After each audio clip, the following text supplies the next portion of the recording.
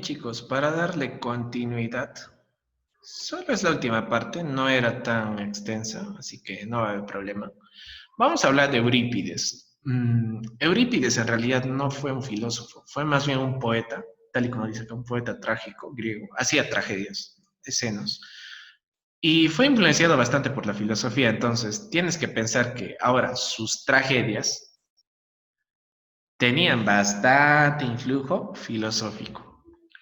¿A quién tuvo como maestros? Anaxágoras, Protágoras, Pródico, Sócrates. Tremenda influencia, ¿no? Como dije, obras de género trágico con sentido filosófico. Dice que se inclina al escepticismo contra el mito y la religión, ¿no? Escéptico, o sea, no estaba seguro de nada, tenía dudas, ¿no? Probablemente tuvo más influencia estos dos señores, Anaxágoras, Protágoras, bueno, y Pródico también, ¿no? Sócrates, como vemos, no es escéptico para nada. Su primera tragedia, la primera que hace, se llamó Las Peleadas. Y se dice que escribió 92 obras. ¿Cuántas se conservan? Bueno, 17 tragedias. No hay más datos sobre él, ¿no? Datos que nos interesen para nuestro estudio. De repente podrías ver las tragedias como eran. Obviamente son como teatros. Lo podrías analizar, quizás. Este es un ejemplo, por ejemplo, ¿no? Las troyanas. Son 17 que se han conservado. Esta es una de las 17, las troyanas de Eurípides. Ahora vemos las escuelas menores. Escuelas menores. ¿Cuáles son? La escuela de Megara. Como son escuelas menores socráticas, obviamente toman ciertos rasgos de Sócrates y a partir de esos rasgos es que hacen o generan su filosofía. Por ejemplo, la escuela de Megara, ¿por quién está fundado? Por Euclides. Euclides de Megara. Se dice que es uno de los primeros discípulos de Sócrates y que incluso asistió a su muerte. ¿Por quién fue influenciada la escuela de Megara? Por los eleatas. Por los eleatas. ¿Quiénes eran los eleatas? Parménides y Zenón. ¿Qué decían estos dos señores? Que el movimiento no existe, no es posible.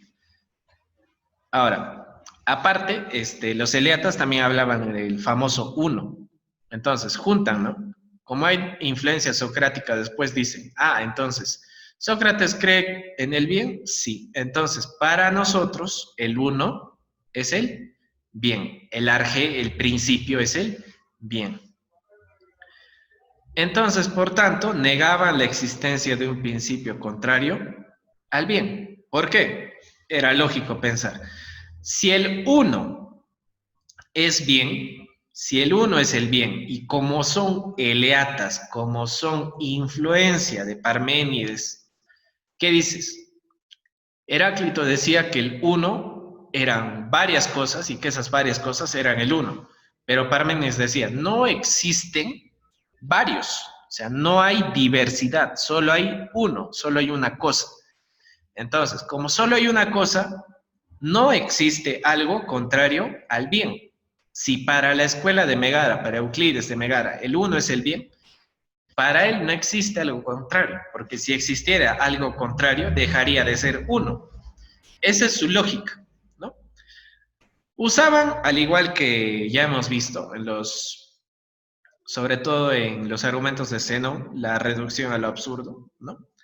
Por ejemplo, este es un argumento que usaban los de la escuela de Megara.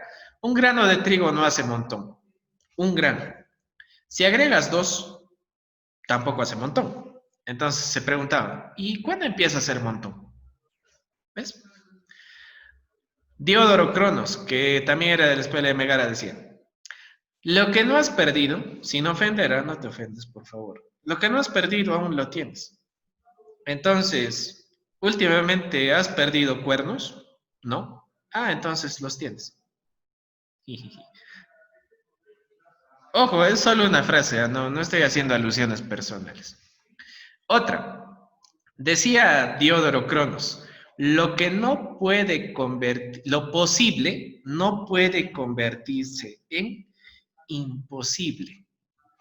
Solo lo real es posible. Profe, quiero entender eso ya, mira. Dice que el mundo existe. ¿Ya? Y por otro lado me van a decir, el mundo no existe. Ojo, el mundo existe y no existe. ¿Ya? Obviamente, son posiciones contradictorias. En efecto, o sea, una cosa es decir que el mundo existe y otra muy diferente es decir que el mundo no existe. Entonces dice, me doy cuenta por la experiencia, porque estoy acá en el mundo, que el mundo existe, ¿no? Entonces, si el mundo existe, es imposible, ¿qué cosa? Que no exista. ¿Por qué? Porque existe. O sea, eso es lógico, ¿no? Ahora me dicen, si en realidad el mundo nunca hubiera existido, si en realidad el mundo no hubiera existido, entonces es posible pensar que el mundo empezó a existir, se pregunta Euclides. Es decir, aquí está lo posible y aquí está lo imposible. Entonces se pregunta Euclides, ¿es posible que una imposibilidad, o sea, que el mundo no exista, se vuelva en una posibilidad? No, no es correcto. Ese es su argumento. Entonces, lo posible no puede convertirse en imposible. Así se maneja el argumento. Curioso, ¿no? Bastante curioso. Lo pueden masticar si quieren. Luego tenemos a la escuela cínica. A la escuela cínica se le denominaban los famosos discípulos del perro. ¿Por qué? Porque no les gustaban los famosos convencionalismos. Por ejemplo, convencionalismo.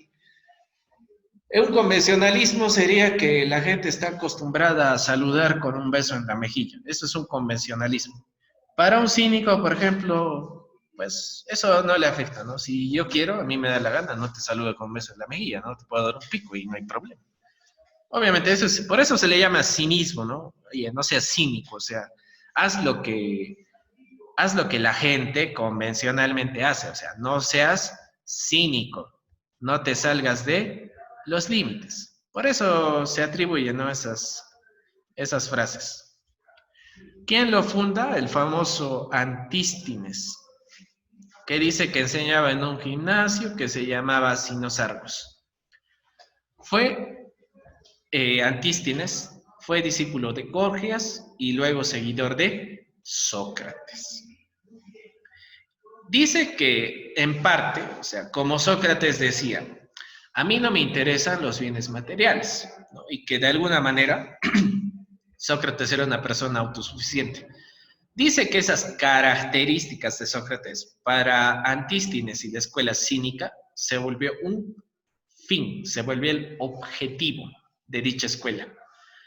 La ética, la ética, la ética llevada al extremo, o sea, la búsqueda de la virtud llevada al extremo, fue motivo para qué? Para que renuncies al estudio y a las artes. ¿Por qué? Porque lo que interesaba era tu ética, no lo que aprendías y no lo que podías hacer con arte.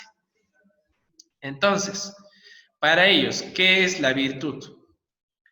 Falta de deseos, falta de necesidad, falta de bienes externos, ¿no? Y la virtud por sí misma, sola, es suficiente para alcanzar la felicidad. Entonces, no necesito soñar con tener una casa, no necesito tener carros para ser feliz. ¿Qué necesito? Únicamente necesito la virtud. ¿Para qué? Para ser feliz. ¿Qué más? Dice que lo único que hay son los individuos. Solo existe el individuo. Contra Sócrates, no, yo no veo razón para hablar de cosas particulares. ¿Cómo funciona esto? Sócrates, por ejemplo, decía, ¿no? Un concepto universal sería la belleza. Entonces, yo con este universal puedo decir, el hombre es bello. El hombre es bello. El hombre es bello. La flor es bella. ¿Qué dice los cínicos, la escuela cínica? Solo existe el hombre es hombre, lo bueno es bueno. No puedo decir que el hombre es bueno. Para mí solo existen los individuos. No puedo juntarlo con particularidades, característica de los cínicos. Para ellos solo hay un Dios y la virtud es el único servicio para él. Es decir, los cultos, todo lo que yo hago para Dios, o lo que hacían los griegos para Dios, sacrificios, cultos, etcétera, no le interesan a Dios. A Dios lo que le interesa es que el hombre sea virtuoso. Y hay un claro ejemplo de cínico. ¿Quién es? El famoso Diógenes de Sinope, o también llamado el perro. Él mismo se autodenomina el perro. ¿Qué decía Diógenes, al igual que muchas personas hoy en día? Que los animales son un modelo para la humanidad. Proponía un ascetismo. Para él, ser asceta, o sea, hacer ayunos, etc. Eso permitía, obviamente, cuidar el alma y alcanzar la virtud. Hacía en público, y esta es una particularidad de los cínicos, acuérdate que no eran afines a los convencionalismos, hacía en público lo que se debe hacer en privado. Entonces, imagínate, ¿no? ¿Qué cosas haces en privado? Profe, yo voy al baño. Bueno, Diógenes lo hacía en público. El mundo era su baño, si lo quieres poner de ese modo. Y tiene una anécdota con Alejandro Magno que mejor vemos en un video. ¿Ya? Entonces, fíjate el video, le voy a subir el volumen, obviamente, para que lo puedas ver. ¿Ya? Fíjate. El que está echado es Diógenes. Se dice que Diógenes bebía en un tonel, un barril, ¿no? Como el que estamos viendo. El personaje que se le acerca es Alejandro Magno, así que escuchen bien lo que sucede.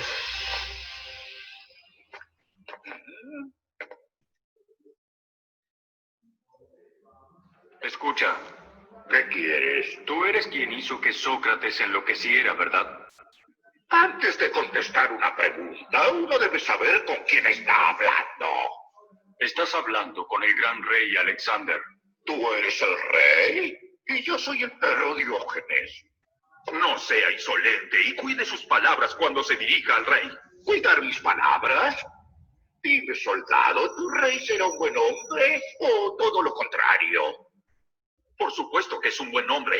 Oh, entonces, ¿por qué he de temerle a un hombre bueno? Pues si no escuché mal, el Parlamento de Atenas te designó como enviado de paz. Entonces, decidiremos el destino de Atenas según la respuesta que tú me des.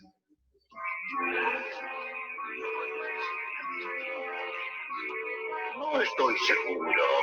No siempre existe una respuesta ante una pregunta. Escúchame bien, Diógenes, tú eres un mendigo y yo pienso concederte cada uno de tus deseos, pero a cambio tomaré de la ciudad de Atenas algo que tenga el mismo valor del deseo que yo te otorgue.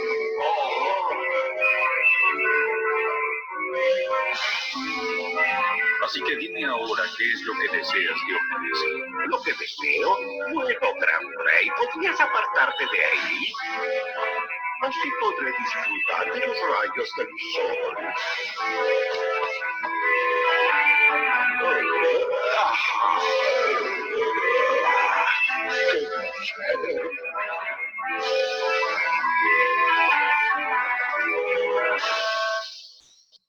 Me disculpo por haber tenido una actitud tan insolente frente a semejante sabio. Curioso, ¿no? Dense cuenta, en resumen, aunque hay bastantes frases interesantes.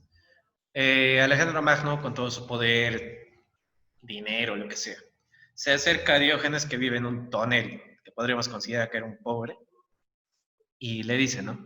Pídeme lo que quieras, yo te lo doy. Y Diógenes le dice, bueno, ¿sabes qué? Me estás tapando el suelo. ¿Te puedes ir a un lado? Curioso. Y como es cínico, obviamente, para él no interesan los bienes materiales. O sea, nada de lo que le pudiera ofrecer Alejandro Magno le era de interés. Se conformaba con cosas simples como tomar el sol.